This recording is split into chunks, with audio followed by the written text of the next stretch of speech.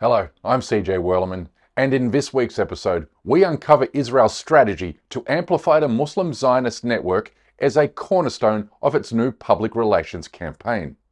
But first, please don't forget to like and subscribe to our show. Now let's get into it.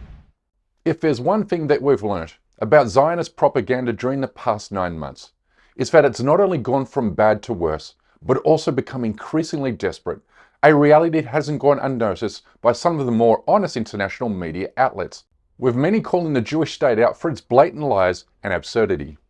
And one of the more ridiculous narratives Israel is pushing into the public sphere is the idea that the Jewish state is a pluralistic democracy, where non-Jewish peoples are welcomed, tolerated, and treated equally under the law, when in fact the opposite is true.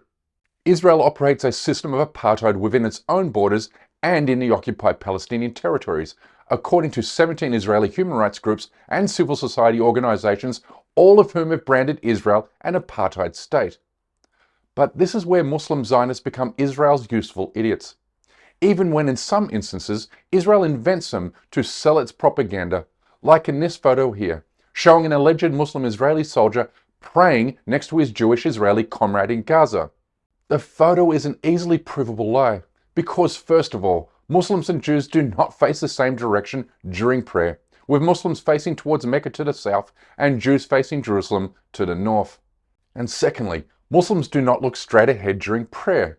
They always keep their eyes pointed towards the ground as an act of humility before God.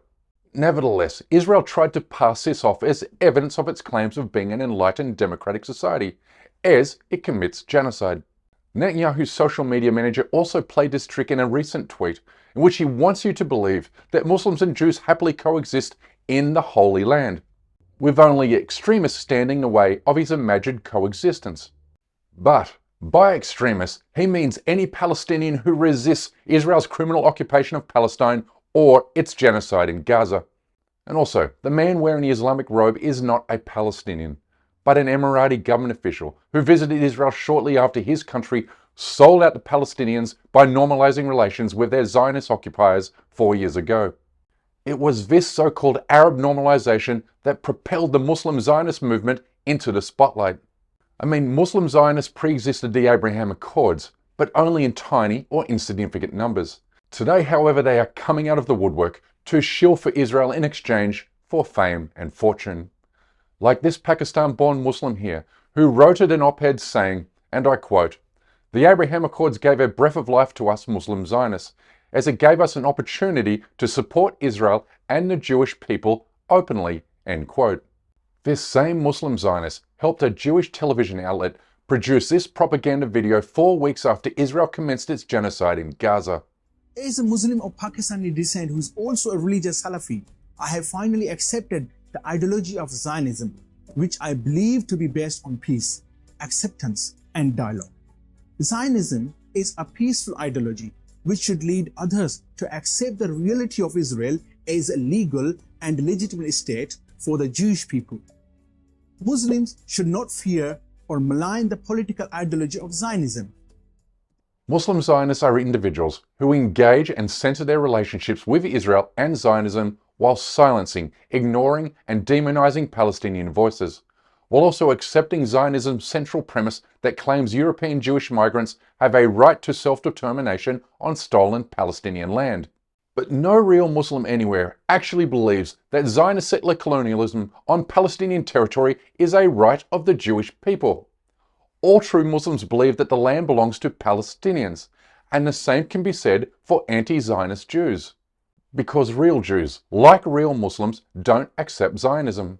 Real Jews understand that Zionism is colonialism, not Judaism, and real Jews acknowledge that Israel is committing genocide against Palestinians. Zionism is basically worshiping the state of Israel rather than God. Many synagogues have Israeli flags in them, and I think that this is a dramatic confusion of what the purpose of prayer is. But I'm an optimist because I think we're moving away from that now. We're moving away from the Zionist control of Judaism. If Zionism is a morally and religiously bankrupt ideology, which it most definitely is, then Muslim Zionism is equally fraudulent. It's invented and used only to lay down political cover for the criminal Zionist military occupation of Palestine. The Muslim Zionist movement has found a home in the UAE, which is unsurprising given it's also home to every other kind of criminal or fugitive, from international drug dealers to serial sex offenders.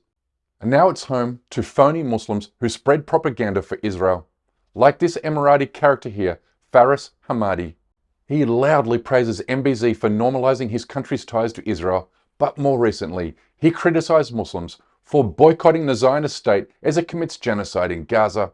Like that. If the Muslim government or the ruler says boycott, then yes, because he knows things you don't know. And they have agreements, they have taken care of it. So now he says, okay to boycott. And it happened before. But if it doesn't happen now, meaning that we don't know something. It's going to harm us if we boycott them. Yeah? So boycotting, that's why many of the ulama, they said boycotting is haram. It's not up to you, Habib. It's not up to you. The deal is between the government or the government agency, like, the municipality or the Department of Economy or whatever. They had a deal with so-and-so company. You come and say to the people, oh, don't buy from them. Why? Who are you? What authority do you have? It's not. Now we have this guy, the unofficial spokesperson for the Emirati government. He spends his days on Twitter constantly praising MBZ, the Israeli government and the Abraham Accords.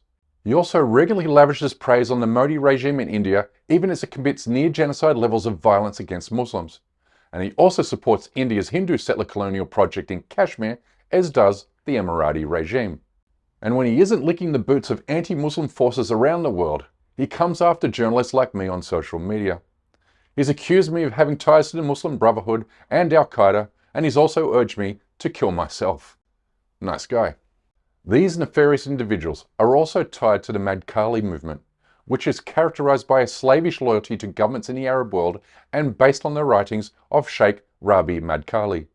They shield Arab Gulf regimes from criticism by draping their arguments in quasi-Islamic terms.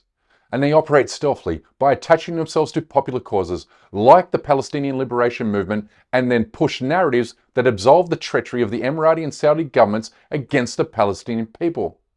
Popular YouTuber Shahid Balsan is one such individual. He rightly criticizes Israel but never condemns the Arab governments for facilitating the destruction of Gaza and the Palestinian state.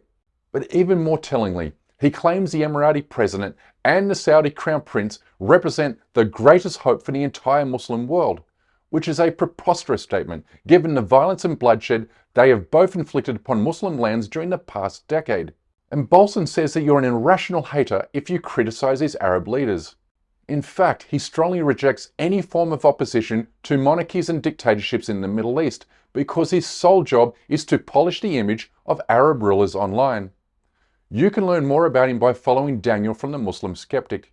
He has done a fantastic job in not only exposing this guy, but also others like him within the Madkhali network.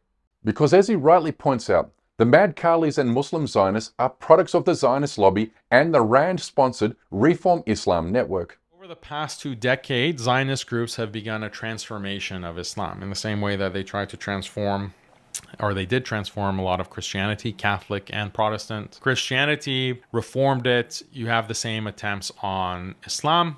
And these policies began with the War on Terror after 9/11, CVE policies, countering violent extremism, and then eventually the Abraham Accords. So these kinds of initiatives historically since 9/11 have been meant to get Muslims to be more aligned with Israel, be more open to Israel, normalize relations with Israel. And if you have ever wondered why the Muslim world remains divided and demoralized on so many issues that negatively affect the lives of repressed Muslim populations, well, now you know.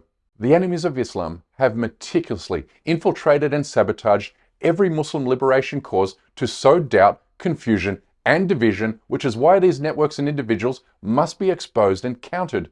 Because until that happens, Palestine will remain occupied, and Muslims everywhere else will remain repressed, persecuted, or brutalized. It's important we never forget that Hamas attacked Israeli occupation forces on October 7th because Muslim leaders had forsaken Palestine by normalizing ties or threatening to normalize ties with the criminal Zionist state, therefore making Muslim Zionists ultimately responsible for the genocide taking place in Gaza today. But I will leave you with that, because that's my time for today.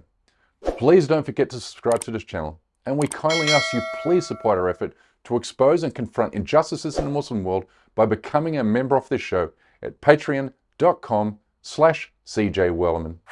We can't produce, sustain and grow the show without your help, and we offer exclusive content and benefits to those who do.